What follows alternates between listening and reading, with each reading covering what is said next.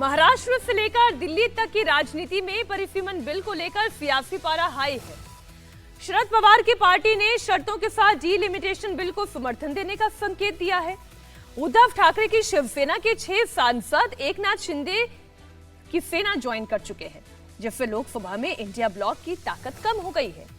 TMC के 28 में से 20 सांसद भी प्रधानमंत्री नरेंद्र मोदी के साथ खड़े हैं।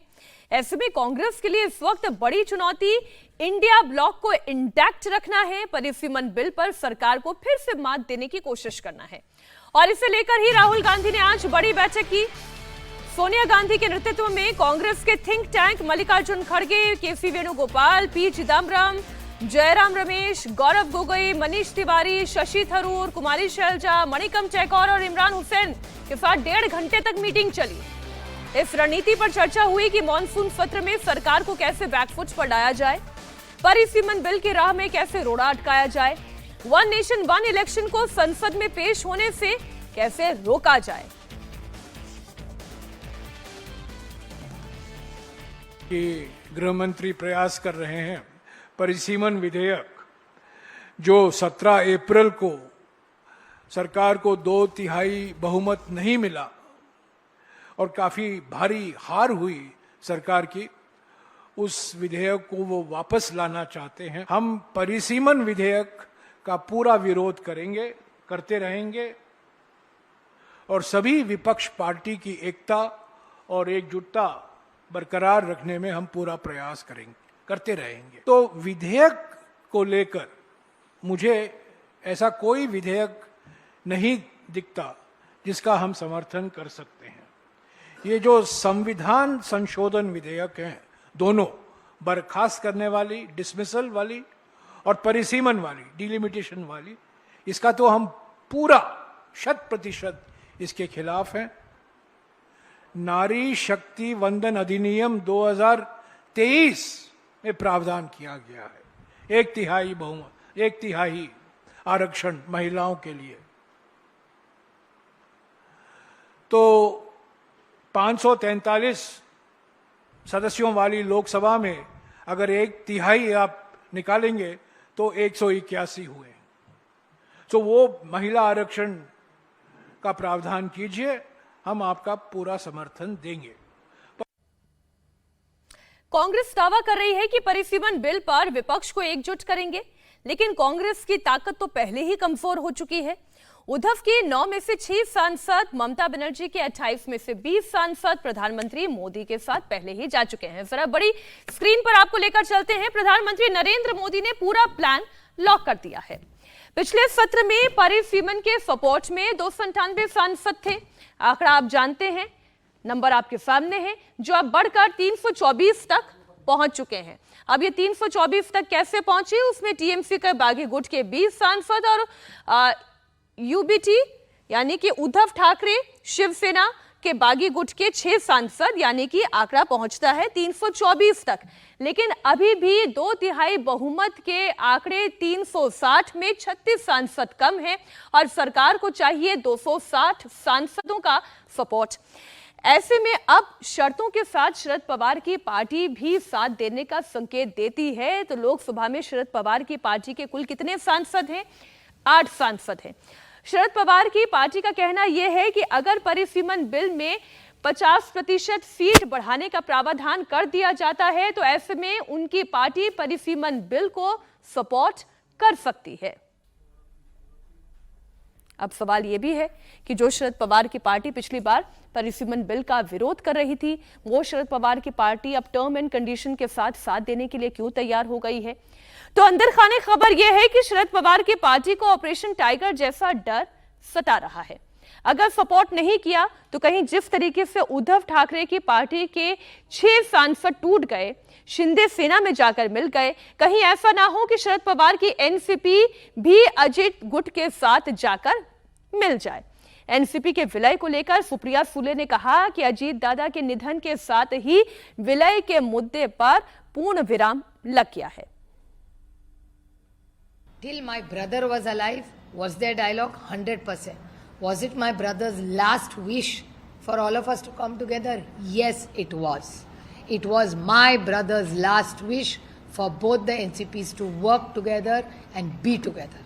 Unfortunately, my brother passed away. So now there is no reason to have this conversation because my brother is no more. Sule की जब पीसी उन्होंने एक बात कही कि जब तक मेरा भाई जिंदा था, जीवित था, तब तक सारी बातें दोनों राष्ट्रवादियों को साथ में आने की हो रही थी। अब वो नहीं है तो उसके बारे में कोई नेगोशिएट नहीं कर सकती, कोई चर्चा ही नहीं, कोई प्रस्ताव ही हमारी तरफ नहीं आ रहा। लेकिन उनकी आखिरी इच्छा यही थी कि दोनों साथ आ जाए। सही है ना, दादा की इच्छा थी कि हम साथ में आकर काम करें। अचानक दादा की दुर्दैवी मृत्यु होने के बाद उसको पूर्ण विराम मिल गया है।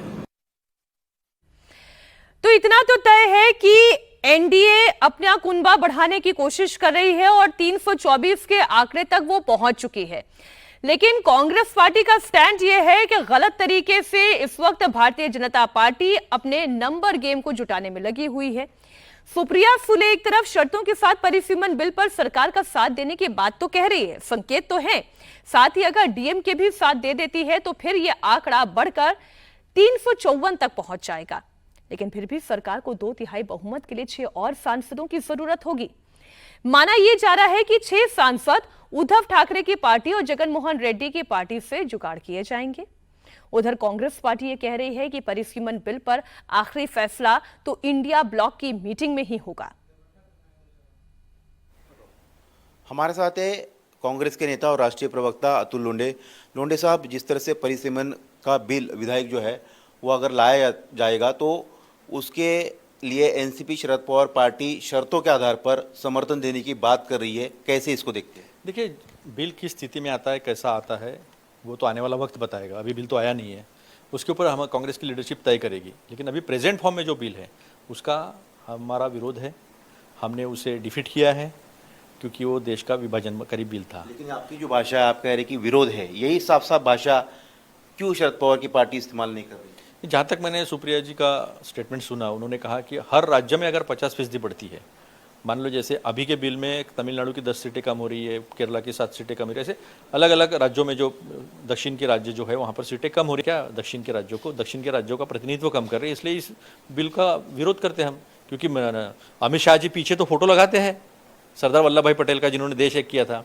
ये रंगदार अमित शाह जो है ये देश का विभाजन करने की कोशिश करता है, जिन्ना वाले काम करता है। तो कल नाम लिया था कि कांग्रेस और बाकी और दल जो है, अगर ऐसा होगा तो ये शर्त मान ली जाए कि तो हम समर्थन करने विचार कर सकते हैं। नहीं, ऐसा है कि जब बिल आएगा तो उसके ऊपर लीडरशिप तय करेगी ना क्या करना है।